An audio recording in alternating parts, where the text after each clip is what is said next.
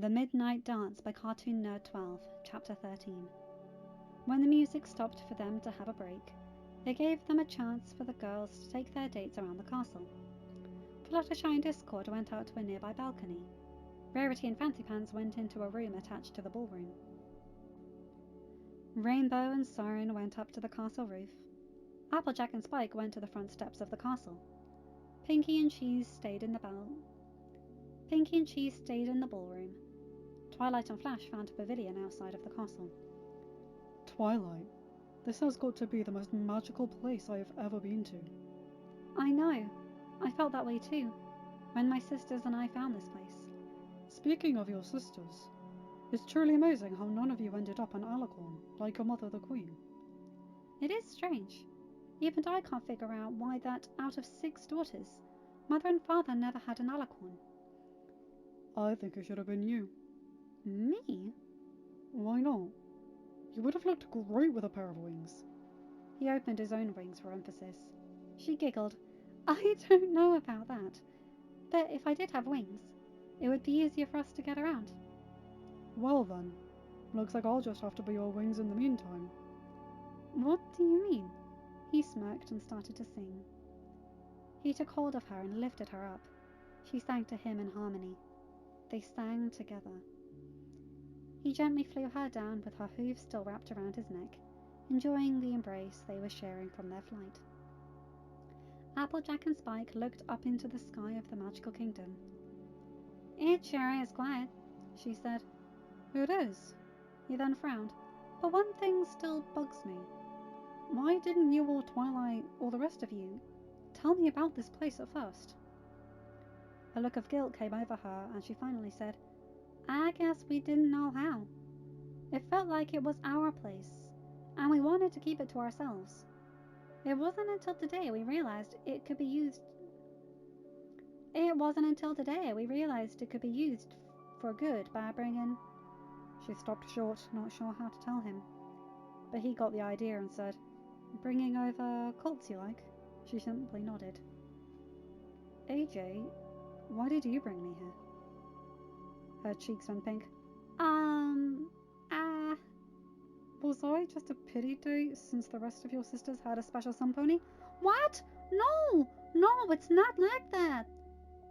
He took her arm, having her turn to face him, emerald eyes meeting one another. Then tell me. Well, they found themselves leaning over for a kiss. Right as their lips were about to touch, the door burst open by a hyper-pink pony saying, What you doing? Nothing! The dragon and orange earth pony said quickly, looking away from each other, cheeks flushing red. Oh, okay. Then she turned back into the ballroom going, La la la la. We should... Applejack cleared her throat. Get back. Totally, right. That's what I was going to say. He nervously chuckled.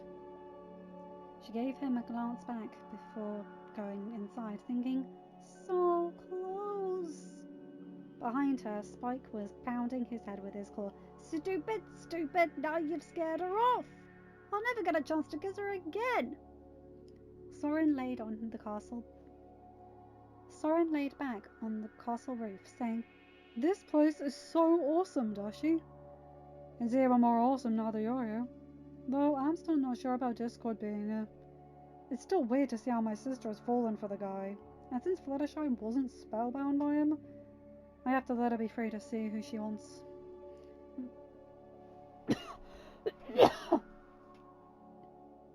Though I do hope he slips up and that tips Fluttershy to get away from him. You want to check on her? It wouldn't hurt. She flapped her wings to go over the head of the balcony, where Fluttershy and Discord were sitting close together, holding hooves with love shining in their eyes. Rainbow could not see it from her view, however she could still hear him. Fluttershy, he said. Yes? I can't thank you enough for bringing me here. Oh, you're welcome. It is nice to get away from a world that detests me. Is that what happens when you travel around Equestria?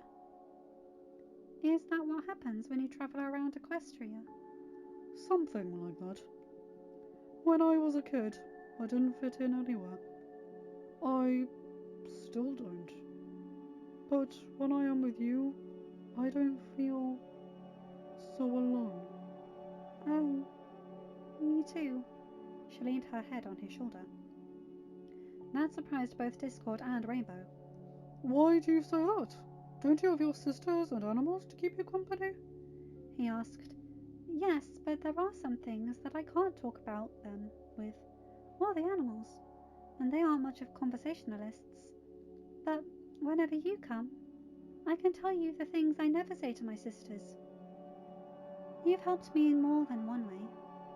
To this day, I feel happy knowing I made the right choice of setting you free.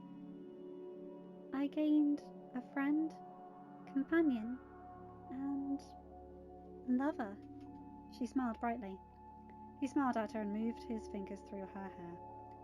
He moved her closer to his face, and before Rainbow had a chance to look away, their lips pressed against each other. Rainbow nearly felt like gagging and quickly went back to her cold. He saw the look on her face and asked, "What happened?" She groaned, I caught them kissing. "That's, very..." He tried picturing it, but it found it too weird to do so. "You need a distraction." How? He lunged forward to press his lips to hers. Her eyes were wide on the impact, but she eventually gave in. When they all finally came back into the ballroom, Twilight noticed Fancy's bow tie being crooked.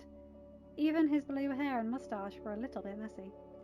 She saw a tiny bit of red lipstick still smeared on his lips. When she looked at her sister next to him, her mane was messed over, her dress mostly wrinkled. Not to mention half her makeup was gone. Both of them had an intensity in their eyes while staring at each other. Twilight could see the love from all of her sisters, and knew then they did the best thing they could have done by bringing happiness back into their lives. She addressed the guys. "I speak on behalf of me and my sisters when I say we are grateful you came tonight, and we hope we can have more nights like this." "We should be the ones thanking you," Cheese pointed out. "This place is too mind-blowing to keep away from." "If only there was something we could do for you." Discord suddenly had an idea as a light bulb appeared over his head, and he said to the girls, Excuse us for one moment. He grabbed up the guys into a huddle, and there was an intense whispering from the girls' perspective.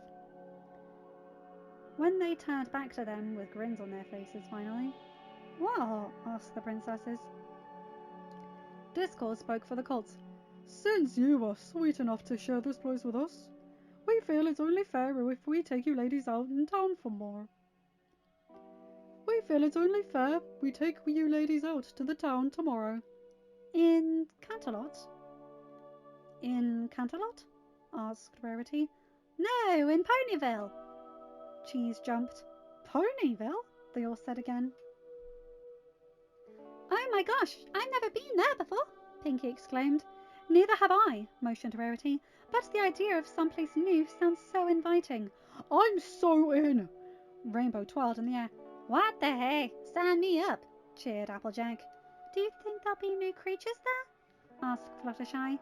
"Only one way to find out." Twilight gestured back towards the stallions. "All right, we accept your invitation." "Excellent!" Discord put his hands together. "We'll be around to pick you up at 2 o'clock. That should give us enough time to get out of the castle and be back before your mother knows you're gone." The others nodded in agreement. Then Pinky asked, "One last dance before we all go?" "What time is it?" Rarity asked Twilight. Twilight was about to answer when Discord took out a pocket watch. "About 2 a.m., Your Highness." Both Pinky and Cheese had grins stretching across their faces, practically begging Twilight to let them have that final dance. Twilight gave out an exasperated sigh and said, "Fine, we can stay, but only for an hour. Then we have to get back." "Woohoo!" Both party ponies whooped, with Pinky saying, "I wish for the music to start up again." The instruments came back and played a sweet melody. One by one, the dates got on the dance floor and moved gracefully with their partners. When the hour had ended, they all got back into the boat as it moved back into the cave. Once they got inside the cave and disappeared, Luna flapped in a blue glow from the night sky she had created for the underground kingdom. She said to herself, "This is a problem." She then thought, "It is wonderful that my nieces have found love. But now, I'm afraid I will have no choice but to tell Celestia."